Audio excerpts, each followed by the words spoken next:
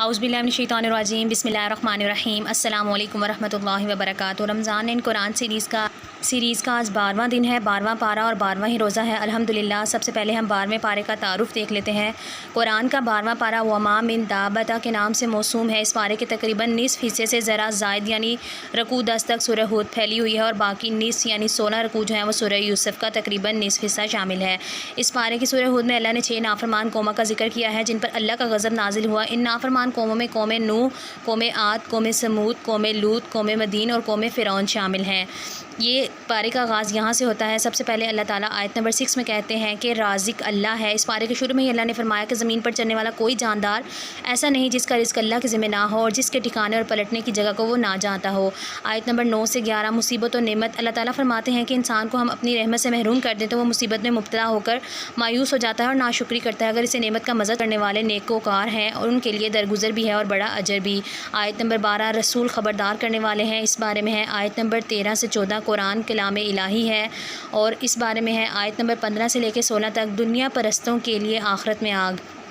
اللہ تعالیٰ پچھلی آیت یعنی قرآن کے کلام الہی کی مناسبت سے اب یہ فرما رہے ہیں کہ جو لوگ قرآن کی دعوت کو رد کر کے دنیا پرستی میں لگے ہوئے ہیں ان کا سارا پھل ہم ان کو اسی دنیا میں ہی دے دیتے ہیں، مگر آخرت میں ایسے لوگوں کے لیے آگ کے سوا کچھ نہیں ہے۔ آیت نمبر 17 سے 18 توحید کی معرفت کے بارے میں ہے۔ اللہ تعالیٰ فرماتے ہیں کہ پھر بھلا وہ شخص جس کو کائنات کے تمام نظم و نسق سے توحید کی شہادت مل رہی ہے اور اس کے بعد قرآن بھی اس شہادت کی تائید میں گواہ ہے اور اس سے پہلے موسیٰ کی الہامی کتاب توریت نے بھی توحید کی گواہی دی، تو کیا وہ بھی باقی دنیا پرستوں کی طرح توحید سے انکار کرتا ہے؟ انسانی گروہوں میں جو بھی توحید کا انکار کرے تو اس کے لیے جس جگہ کا وعدہ ہے وہ دوزخ ہے۔ آیت نمبر 20 سے 24 تک ہے کہ اندھا بہرا دیکھنے سننے والے برابر نہیں ہو سکتے یا کیسے ہو سکتے ہیں۔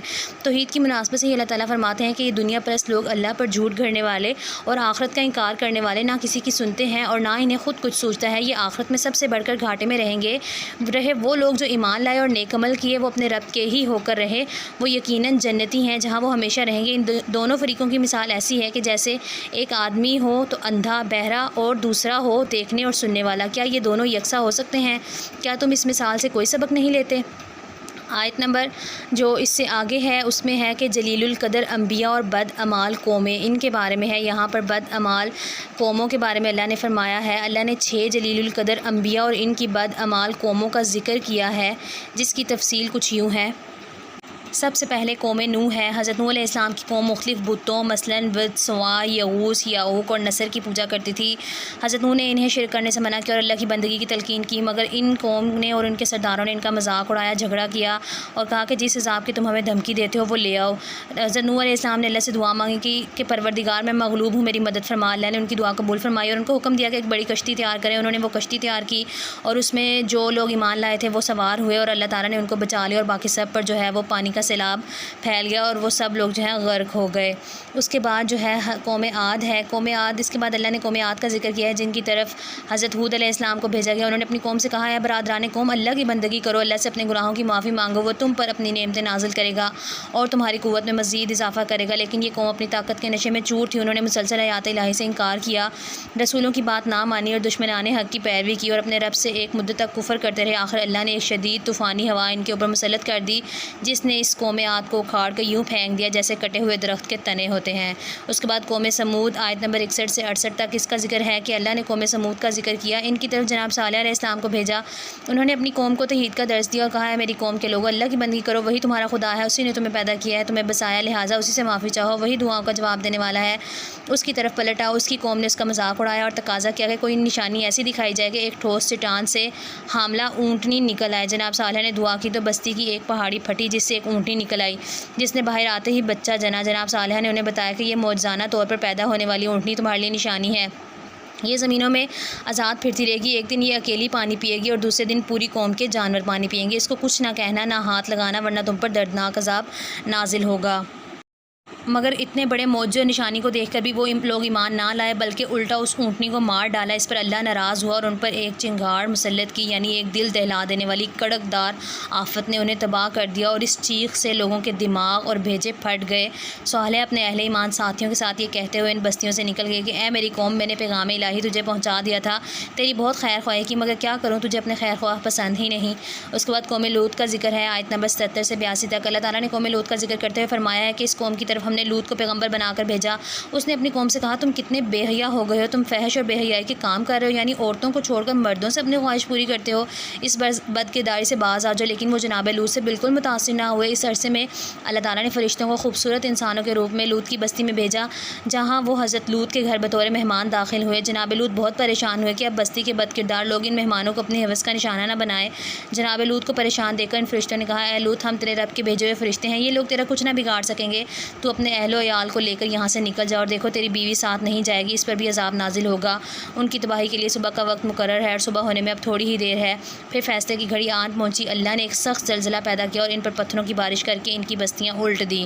اس کے بعد قوم مدین ہے، آیت نمبر 83 سے 95 تک اللہ تعالیٰ فرماتے ہیں کہ اہل مدین کی طرف ہم نے شعیب کو بھیجا، اس نے اپنی قوم سے کہا ہے میری قوم کے لوگ اللہ کی بندگی کرو، اس کے سوا کوئی خدا نہیں، ناپ تول میں کمی نہ کرو، ہر چیز ٹھیک انصاف سے پوری طرح تول کر دو، لوگوں کو گھاٹا نہ دیا کرو۔ مگر ان لوگوں نے کہا کہ ہمیں ایسا دین نہیں چاہیے جو انسان کو کاروبار بھی نہ کرنے دے۔ جناب شعیب نے بار بار انہیں ہدایت کی اور کہا اے برادران قوم، تمہاری ہٹ درمی سے آخر تم پر اس طرح کا عذاب نہ آ جائے جیسے نوح، ہود اور صالح کی قوموں پر آیا، اور لوط کی قوم کا واقعہ تو تمہارے عہد سے کچھ زیادہ دور نہیں ہے، لہٰذا اپنے رب سے معافی مانگو، اس کی طرف پلٹ آؤ، وہ بے شک رحیم ہے، اپنی مخلوق سے محبت کرتا ہے۔ لیکن اہل مدین کے تیور نہ بدلے۔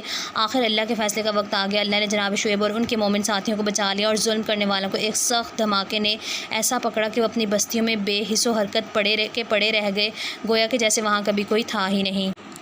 اس کے بعد آیت نمبر 96 سے 98 تک قوم فرعون کا ہے۔ قوم فرعون کا تو پورے قرآن پاک میں بار بار ذکر ہوا ہے، اور پہلے بھی آپ کو میں کئی بار بتا چکی ہوں۔ حضرت موسیٰ علیہ السلام نے ان کو کھلی نشانیاں دی اور بار بار یہ لوگ جو ہیں راہ راست سے ہٹتے گئے، اور پھر اللہ تعالیٰ نے ان کو عذاب میں مبتلا کر دیا۔ اس کے بعد آیت نمبر 102 سے 108 تک روز قیامت کے بارے میں ہے۔ اللہ تعالیٰ ان مدرجہ بالا 6 قوموں کی بستیوں کی تباہی کے واقعات بتانے کے بعد فرماتے ہیں کہ جب بھی ہم کسی ظالم بستی کو پکڑتے ہیں تو ہماری پکڑ واقعی بڑی سخت اور دردناک ہوتی ہے، یعنی کہ یہ سبق ہمیں اس میں سے حاصل ہوگا ان 6 قوموں کا پڑھ کے۔ اس دن سب لوگ جمع ہوں گے، ان کے سامنے سب کچھ ہوگا۔ اس روز کچھ لوگ بدبخت ہوں گے جو دوزخ میں جائیں گے، کچھ نیک بخت ہوں گے جو جنت میں جائیں گے اور ہمیشہ اپنی اپنی جگہ پر رہیں گے۔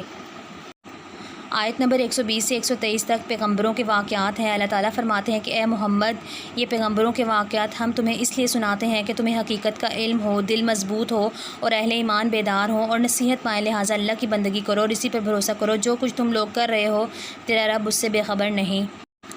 اس کے بعد آگے سورہ یوسف کا جو ہے وہ آغاز ہوتا ہے۔ قرآن پاک کی سورت نمبر 12 ہے۔ یہاں پر شروع میں ہی بچپن کا خواب، یوسف علیہ السلام نے بچپن میں ایک خواب دیکھا کہ 11 ستارے، سورج اور چاند ان کو سجدہ کر رہے ہیں۔ اس نے اپنے خواب کا اپنے والد حضرت یعقوب سے ذکر کیا۔ باپ کی نصیحت ہے آگے۔ باپ نے بیٹے کو نصیحت کی کہ اپنا خواب دوسرے بھائیوں کو نہ بتانا کہ وہ حسد کا شکار نہ ہو جائیں۔ اس کے علاوہ باپ نے ان سے کہا کہ تیرا رب تجھے نبوت عطا کرے گا اور معاملہ فہمی اور حقیقت کی تعلیم دے گا، اور اپنی نعمت کو اس طرح تمہارے اوپر تمام کرے گا جس طرح وہ اس سے قبل تیرے بزرگوں ابراہیم اور اسحاق پر کر چکا ہے۔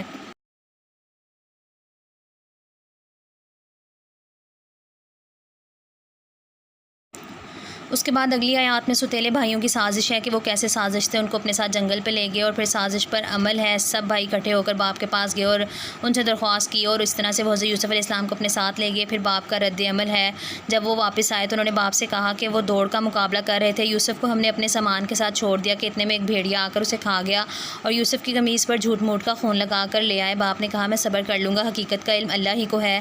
اس کے بعد اگلی آیات میں حضرت یوسف علیہ السلام کا مستقبل ہے کہ وہ کنویں کے پاس سے ایک قافلہ گزرا اور انہوں نے پانی کے لیے جو ہے وہ اپنا گھڑا اندر ڈالا، اور جب انہوں نے دیکھا تو حضرت یوسف علیہ السلام وہاں پر اس گھڑے میں باہر آ گئے۔ اس کے بعد عورت کی بری نظر ہے کہ حضرت یوسف علیہ السلام جو ہیں جب وہ جن کے گھر پہ ٹھہرے ہوئے تھے اس عورت نے ان کے اوپر بدکاری کا الزام لگایا، تو کسی نے کہا کہ اگر یوسف کی قمیض آگے سے پھٹی ہے تو عورت سچی ہے، اگر پیچھے سے پھٹی ہے تو عورت جھوٹی ہے۔ عورت کے شوہر نے کہا کہ جناب یوسف کی قمیض پیچھے سے پھٹی ہوئی ہے۔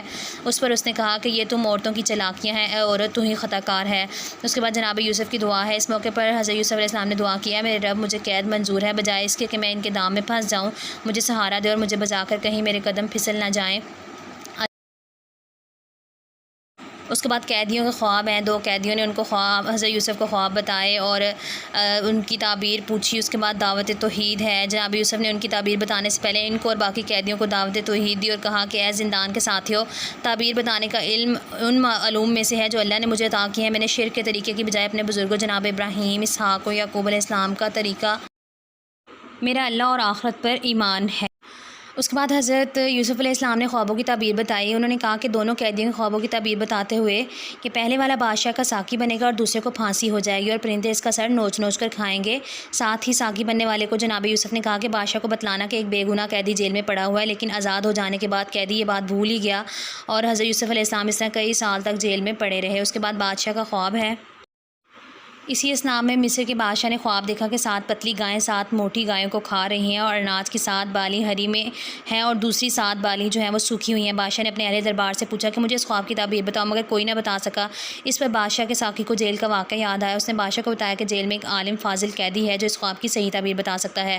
بادشاہ کے خواب کی تعبیر جناب یوسف کو جب بادشاہ کے پاس لایا گیا تو انہوں نے تعبیر بتائی کہ ابتدائی 7 سال پورے ملک کے لیے خوشحالی اور ہریالی کے ہوں گے، بعد کے 7 سال قحط سالی کے ہوں گے۔ پھر انہوں نے 3 تدابیریں بھی بادشاہ کو بتائیں۔ اولاً قحط کے لیے پیش بندی کی جائے اور دوسرا غلہ محفوظ رکھنے کا بندوبست کیا جائے اور تیسرا اچھے دنوں کے آنے کی خوشخبری بھی دے دی جائے جس کا خواب میں کوئی ذکر نہ تھا۔ اس کے بعد یوسف علیہ السلام کے لیے شاہی بلاوا۔ بادشاہ نے یوسف علیہ السلام کی رہائی کا حکم دیا، مگر انہوں نے کہا جب تک میری بے گناہی اعلانیہ طور پر ثابت نہیں ہو جاتی میں جیل سے نہیں نکلوں گا۔ پھر یوسف علیہ السلام کی پاک دامنی ہے۔ جناب یوسف کے مطالبے پر عزیز مصر کی بیوی نے برملا ان کو پاک دامن قرار دیا اور کہا کہ وہ میں ہی تھی جس نے انہیں پھسلانے کی کوشش کی، بے شک وہ بالکل سچے ہیں۔ پھر وہ جیل سے باہر آئے۔ یوسف علیہ السلام کا مقصد ہے آگے اپنی پاک دامنی کے بعد جیل سے نکلنے کا۔ جناب یوسف کا مقصد یہ تھا کہ عزیز مصر جان لے کہ میں نے در پردہ خیانت نہیں کی تھی اور یہ کہ جو خیانت کرتے ہیں اللہ ان کی چالوں کو کامیاب نہیں کرتے۔ حضرت یوسف علیہ السلام حضرت یعقوب کے بیٹے، حضرت اسحاق کے پوتے، حضرت ابراہیم کے بڑ پوتے تھے۔ حضرت یعقوب کی 4 بیویوں سے 12 بیٹے تھے۔ جناب یوسف اور بنیامین ایک بیوی سے اور باقی 10 دوسری بیویوں میں سے تھے۔ حضرت یوسف کی پیدائش 1906 قبل مسیح کے لگ بھگ ہوئی۔ 1890 قبل مسیح کے قریب انہیں کنویں میں پھینکا گیا اور جب تقریباً 17 برس کے تھے 3 سال وہ مصر کے گھر رہے، 8-9 سال وہ جیل میں رہے۔ 30 سال کی عمر میں یعنی 1876 میں ملک کے فرما روا بنے اور 80 سال تک بلا شرکت غیر ملک مصر پر حکومت کرتے رہے۔ انہوں نے 110 سال کی عمر میں 1796 میں وفات پائی۔ ان کی حکومت میں بنی اسرائیل لوگوں کو بہت اثر و سروق حاصل ہوا۔ 1877 سے یہ ملک کے بہترین زرخیز علاقوں میں آباد ہونے شروع ہوئے اور یہ لوگ 15ویں صدی قبل مسیح کے آخر تک مصر پر قابض رہے۔ حضرت یوسف کا ہم عصر مصری بادشاہ اپوفیس تھا۔ یہ تھی حضرت یوسف علیہ السلام کی سارا جو بھی ان کا واقعہ تھا اور ان کے بارے میں جو اہم معلومات تھیں جو میں نے آپ لوگوں کے ساتھ یہاں پہ شیئر کی۔ اب جو ہے وہ ہم آج کی دعا دیکھ لیتے ہیں۔ بسم اللہ الرحمن الرحیم۔ ربی انی اعوذ بک ان اسألک ما لیس لی بہ علم وَإِلَّا تَغْفِرْ لِي وَتَرْحَمْنِي أَكُنْ مِنَ الْخَاسِرِينَ۔ اے میرے رب، میری تیری پناہ مانگتا ہوں اس سے کہ وہ چیز تجھ سے مانگوں جس کا مجھے علم نہیں۔ اگر تو نے مجھے معاف نہ کیا اور رحم نہ فرمایا تو میں برباد ہو جاؤں گا۔ یہ آج کے پارے کی دعا تھی۔ سورہ ہود کی کچھ آیات تھی جو کہ دعا میں تھی۔ اس کے بعد آپ لوگ دوسرے عشرے کی بھی دعائیں پڑھیں اور اس دعا کو بھی یاد کر لیں۔ میری اللہ سے دعا ہے کہ اللہ تعالی ہم سب کو قرآن پاک پڑھنے، سمجھنے اور عمل کرنے کی توفیق عطا فرمائے۔ جزاک اللہ